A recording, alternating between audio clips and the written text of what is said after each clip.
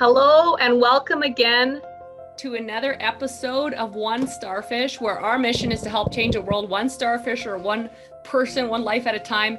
As always, make sure to rate, review, follow, subscribe, all that good stuff. Get the word out, help more people. Today, I'm really excited to have a good friend of mine, Simchah. She and I have been friends for a few years now, and she just inspires me. She's doing some amazing things. So she's actually a certified yoga and wellness coach. She helps people with issues in their tissues, which I think is so cute to say it that way. But really her passion is helping people overcome wellness obstacles. Thanks for being here, Simchah. Oh, thank you for having me. I'm very excited to talk with you. Awesome. So tell us a little bit about what got you into wanting to specifically help people with wellness obstacles, and how you kind of found the journey. It really started even when I was a child. My family, or several members of my family, have a very rare genetic disorder. The short name is HHT. I'll leave that for another podcast, but essentially we don't make capillaries everywhere. And so we end up with blood clots, sometimes in your brain, sometimes in your lungs, and sometimes even everywhere on the inside. And so my mother had an extremely severe case. And so I think every day of my life, it seems like as a child, was a medical emergency. We're always calling the ambulance or rushing her to the hospital. And I think as a kid, as a teenager, I just kind of started to resent it. My whole life revolved around emergencies and hospitals. And I remember kind of making a vow to myself as a kid going, when I get out of this house, I'm never taking care of anybody ever again as long as I live. And was really kind of angry. I didn't have anybody to help me process those things. Mm-hmm. Everyone was too involved in the actual emergency. So I think that as I got older, struck a chord of realizing people need a place. Mm-hmm. They need a safe place to talk about their problems without feeling judgment, just to talk and process. And anyway, so she passed when I was young, and I got older, got married, had a child, and my second born child had almost everything my mother had. And so I almost felt like, it was God going, okay, we tried this once, let's try it again. You didn't quite get it the first time. And, he's amazing. He's fine now, but he had more heart surgeries than I can count. There's a lot of bleeding involved with HHT. So he had a lot of nosebleeds. It was very similar to how I grew up with my mother, except I was a little more mature. And now I cared more about the outcome at this point. I was pretty selfish as a kid, but a lot of kids are. Yeah. So it was more about me the first time. The second time it was all about helping him. And I think a lot of my desire to build up, encourage, and motivate and go, you can do this, arose from, making sure he was going to survive the next surgery. And anyway, so I just think I spent my whole life doing that, was a single mom with 5 kids. And you learn to raise them as a pack. And again, there's this outcome that I want for them, not an outcome like, oh, I want you to be a doctor or a lawyer, or, as much as it was whatever you want to do, I know you can do it. We'll figure it out. We'll just get there and kind of do that as a pack, as a team. And, it worked. It worked. So that was all good. That's up through my 40s. On my 50th birthday, I ran a 10K on purpose as a birthday present to myself. A year later, 6 months later, it was my birthday present to myself, just to see if I could do it, because I was this lady's pretty awesome. Yeah, I was afraid of it. It's like, hey, and I will have to say, somewhere along the way there, I did discover the benefits of yoga for myself as a single mom. And needing a little bit of a retreat, but not really able to get away. And so I don't want to leave that part out, but it really is just a vehicle to serve, to be honest. So 2015, I ran a 10K. February of 2000, actually it was 2014. January of 2015, I had a stroke from the HHT. So it was part of me wants to explain that, because I think it was in those moments a real change happened. 100%. And I was pretty much working 3 jobs. and at that point, I was helping a really good friend of mine launch his book. And so I had a book signing all set up. That's where I was headed to that morning. And I'm getting dressed in the dark. My husband at the time worked night shift. So I just tried to tiptoe through the room and get dressed.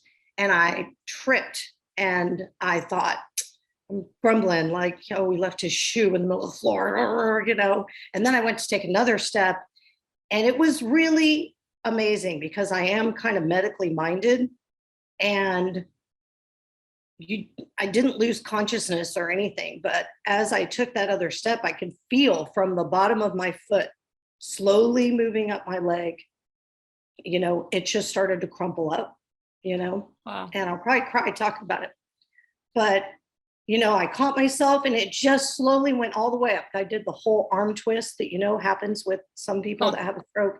And it was almost like I felt it go all the way up behind my eye to the top of my head, and I'm a woman of faith. So I was like, okay, Lord, what's going on here? And the Rolodex in my head, I'm going, what is this? What is this? Is this, I'm trying to medically go, process. Yeah. What is this? And I swear it was almost like he touched me at the top of the head. And from the eyeball down, it's like I felt my eye relax, my cheek get normal, my arm came back down by my side, all the way down, just the opposite of the way it came up. And I stood there in the dark. I don't know how long, because I didn't know. You had to still wake your husband up. What a great one. I know. Well, that's what I was thinking. It's like, do I wake him up? Now I look fine. When you deal with medical trauma after medical trauma after medical trauma, you don't want to make anything an emergency. Right. You want to make it as small and diminished as possible. This is no big deal. That's how I process things. It's like, no big deal. Let's keep going. And it's served me pretty well to this point. It's like, And so I stood there in the dark. I don't know for how long. I think I couldn't really process time. And finally I wake him up, and you're standing there going, did this really happen? It was kind of so fast, but really scary too. And anyway, I woke him up. I said, I want you to look up a TIA. I think I just had a TIA, which is like a mini stroke. Yep. And I thought, well, maybe I didn't. I thought I was crazy for a few minutes, until I started to walk out to the kitchen to get a cup of coffee, and I could tell I started to bang up against things. I was like, okay, something's not right. Long story short, mercifully, I really have no deficits. I'm still teaching yoga. I'm still lifting in the gym. But it did leave me with a fear factor that I now have to wrestle with, that I didn't wrestle with before. Interesting. And I think it gives me an empathy and a compassion for other people, so I think people feel that, and there's this draw. So I have this little mini boutique studio out in the country, and people come out there and they just feel safe. Once people feel safe, then you can start to work with what's going on with their body. Because I try to teach people, stop working against the resistance. That's what I mean by, like, your issues are in your tissues. Your body houses all these things that have happened to you. And until you process it, it finds the weak link in your body and says, we're just gonna hang out here till your nervous system just goes, hang out here till we get to this. And I've just seen so many people, heal themselves really in that process. So I just still to this day sometimes have that fear factor, but I work my darndest to overcome it. The first time I tried to do a box jump post-stroke, I had to have the trainer hold my hand. I could jump. I physically had no problems jumping, but I was terrified. And it was, 8 inches or something really small. And it's like, So again, I think that just cultivates compassion, to really to want to help other people, not just have a better body and not just get into some fancy pose, but impart something that lasts in this life and in the one to come. That's what I do. Wow, this is so good. I'm like, where can I go with this? So like, I'm a if we crazy were closer, we'd be getting together more. So, if someone's like, going through some, and obviously, I go through health issues, but a lot of people go through a lot of health issues. So, what is one way that you've helped conquer? I don't know if conquer is the right word, or accept, or work through, or whatever the health issues you've gone through that could possibly help other people. I think I pull a lot from Dr. Dispenza. I think, believe it or not, breathing and what you think about plays a huge role in releasing some of these issues in your tissues. And in yoga, one of the things we try to teach is, you see all the power yoga, which I love. There's the strength, there's the grace and the agility and all those things, but that's not where most people are. And beyond that is this ability to tune inward, because what's inside of you is so much bigger and greater than what's on the outside of you. To tap into that. And you almost, I tell my clients, you need to curiously investigate why you think what you think without judgment. But what happens is we've spent so much time judging that we're not doing this, or this is not enough, or, and I think even with what you're currently struggling with, it's like, it's not the same thing as giving into it as much as it's going, where's the resistance within me that might be making room for this to happen? So there's this art of we call it in yoga, I think martial artists call it something else because they don't like the word surrender, but it's the same thought. Yeah, they would. They call it allowing. Yoga people, I think, call it surrender, where you're trying to come into a pose, but you allow your breath. I always, your breath can do the work. You can push up into a cobra pose or a plank pose or whatever, and you can use all your muscles and all your joints and all that stuff. And that's one way to get there. Or you can learn to harness your breath and allow the oxygen to be like helium and let that lift you and let that infuse your cells with vitality and energy and strength. And again, as a woman of faith, I would tell someone, if God breathed his breath into Adam and Adam became a living soul, then how much power does your breath hold in your healing, your ability to heal? Wow, I just took a deep breath. So, That's I'm sure a lot of the listeners did too. I hope so. It's, different breathing techniques tell different hormones, tells your brain what hormones to release into your body. So are they going to be the hormones that cause you stress and distress? Or are they going to be the hormones that go, hey, we got this? What are the things I can't see? What are the opportunities that, are available to me within and without that I haven't taken the time to just sit in? So so if someone's listening to this, and what's a resource where, obviously reach out to Simchah, we'll have our notes or bio, all that stuff in the show notes, but outside of that, what's like, is there a book, is there an audio, is there, Dr. Joe Dispenza, you mentioned, that you recommend someone kind of start with if they're, maybe they're totally new to this world of like, your thoughts create your reality, and resistance and surrender and all these words we're throwing out there? That's a good question.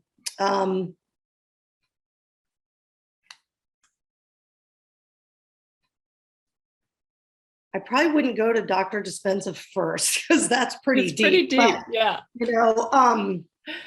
Gosh, honestly, I'm making videos. They're not done yet, but I think I do like to work with beginners. I have a PDF. It doesn't have the breathing techniques in them, but I would be happy to provide that for any of your any of Oh your man, listeners at that's all. awesome. And what I could do, what else I would be happy to do for your listeners is just make a little mini video. I have one audio. It's like a progressive muscle breathing relaxation. It's like 8 minutes long. It covers from your head to your toes. And I think that would be something I could give you a link to. Wow, that's so awesome. So them. guys, reach out, or we'll have the link in the bio. Either way, we'll talk about that. But reach out and get this free. Thank you so much. Hook up from Simchah just to start you on that journey of like I said, resistance or losing the resistance, surrender, all these words that sometimes almost sound counterintuitive. Right. To actually success, and something I know I've been on this hardcore journey. So I really love how you're breaking it down and keeping it really simple, because I'm a simple person, and I'm sure a lot of the people listening are very I'm just a country girl. It's hard.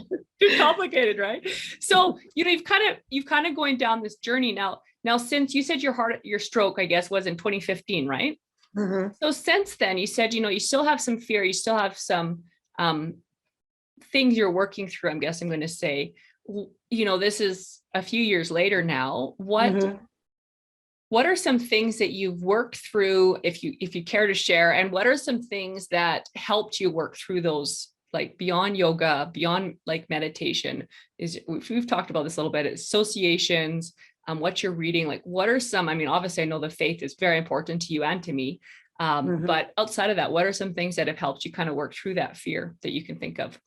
I'll tell you, one of the things I really liked that I thought was really powerful was that John Maxwell leadership event that we went to. Hearing Joel Manby speak about the power of building a business based on love. That's probably the book I've read the most since, ever since then. I need to work on associations. I think because of my age, I really have a struggle with the digital part of this life. I think I'm getting a little better at it. Well, she's on Zoom, so she's not doing too bad. She says her age. I'm not terrible. If you see this lady, if you're not watching it, I could definitely be better. This lady, I don't even actually know how old you actually are, but she looks like she's gorgeous, and she doesn't look old and anything like that, even close. So just FYI, if you're listening to this, that's not what she looks like. That's the word she's saying, not what we're saying. Anyway, digital associations. Yes. Anyway, but that is where I probably get the most encouragement, listening to the people at E-RYT. I have a local coach actually in Nashville, kind of local. He's 3 hours out, and has really taken the last year to help me believe in myself. And it's just so much more imperative. And we're taught, at least I was taught, for so long, that there's something wrong with that. But what I've learned is it elevates everyone around you. That it's an opportunity, I think, financially and emotionally and spiritually, when you start to believe in yourself. And you've got flaws and problems, but everybody does. Everybody does. I think I was a rock star mom. I really do. I raised and homeschooled 5 kids. One's got his own business. He's an E-RYT, Austin Park. My oldest daughter, she's in school to be a nurse. She homeschools her kids, and has overcome some real tragedies with HHT. I have a set of twins. One's a professional photographer. The other one's about to graduate with a biomedical engineering degree. And my youngest son just became head coach of a semi-pro soccer team. And he travels everywhere and plays soccer. It's like, wow. But I did that in community. I didn't do it all by myself. I can't take all the credit, but that probably is the center of my life, as far as going, I need to take what I did as a parent, help share it with everybody else who maybe didn't have, a strong, mom figure, the kind of mom that goes, get up off your butt and go do what you're supposed to do because I love you. That's what, to me, that's love. If I can't tell you the truth, I don't love you. I'm not helping you. I'm not serving you. People want that if it's balanced out with love, a measure of love and compassion and empathy. People want to be told the truth. And that's what I try to get from my friends. You're very good at helping me with that, by your example, by your speech. I don't get to be and talk with you as much as I'd like. But, you definitely lead by example and give me something to follow. I appreciate that. That is amazing, though. Your kids all sound like absolute rock stars, which is really, really cool. And yes, you've done a good job, obviously, raising them. And I think that was kind of what I got out of that. Like, even when you're insecure. So a couple things I got out of that was, the fact that you have a coach, that, you invest in yourself financially, time-wise. And I think that that's a really big step to a lot of high performers, high achievers, highly successful people, is they invest into themselves. So that was one thing I got out of it. The other thing was you also are confident, even in times when you're not confident, if you know what I mean. Like, you find the strong parts and you focus on your strengths instead of focusing on your weaknesses. And a lot of people focus on their weaknesses, and that just makes them a little bit stronger. If you focus on your strengths, that's when you can become super strong. And so those are two things I caught out of your story is, investing in yourself and focusing on your strengths instead of focusing on your weaknesses, and building on your strengths and using that to catapult you into a life of service to others. Right. I agree with that. It's easy to just myopically look at your life and pick yourself apart. But I remember somebody teaching me once, if you wouldn't talk to your daughter that way, then you're not allowed to talk to yourself that way. So if it's not something I would say to one of my daughters or one of my best friends, then I shouldn't say it to myself either. The stuff we say to ourselves just needs to be examined. We are mean. I'm not someone who likes to curse, but man, that mean girl voice needs her volume turned down. So the real, because that's what I feel like I want for all my clients, for everybody who's trying to succeed, get the real you out, not the you that everybody else thinks you should be. There's a you that was created that matters in this world, in this life, and I believe in the one to come, that needs to be awake and needs to be creating change in your circle, and, I think sometimes the things I battle is how I was raised is, unless you forsake absolutely everything and become a missionary, then you're doing something wrong. And so I think for me, that's a mental, like, okay, I don't want to waste my life. I'll tell you a good book. You want a good book? Man's Search for Meaning. That's a good book. That was one of the first books I ever read. When I was younger than that, it was The Power of Positive Thinking, which is so out of date now, by Norman Vincent Peale. But I remember it was the first time someone said to me, you need to take responsibility for your own actions.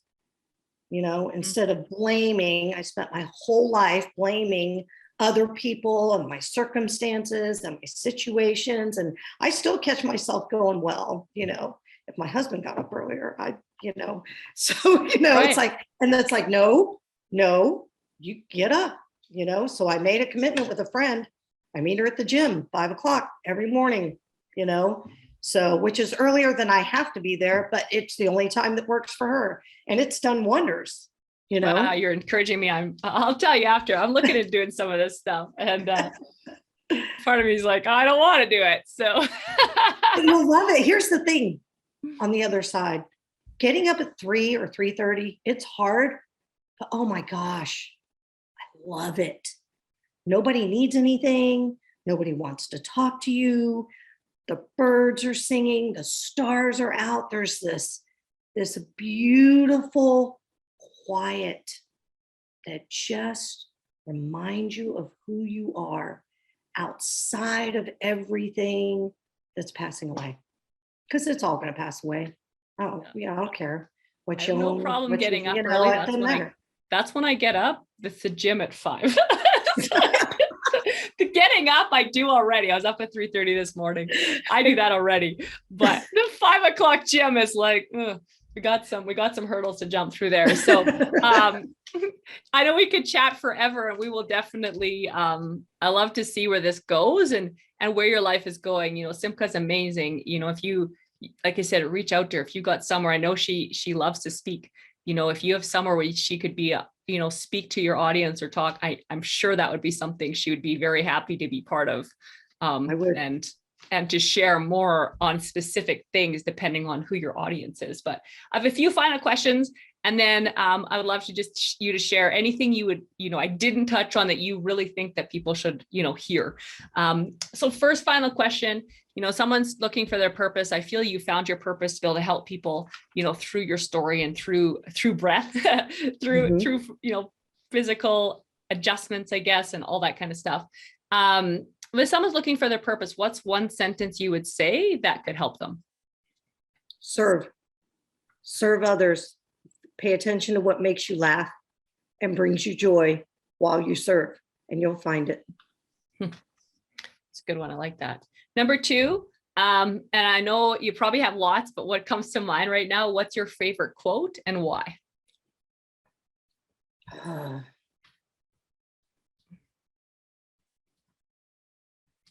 That's a good question. I like them all. Yeah. So I said, I know this the might not first be one your that comes favorite to mind, quote, I have to be honest. The first one that comes to mind is a scripture verse from Psalm 91 that says, "He who abides in the shelter of the Most High shall rest in the shadow of the Almighty."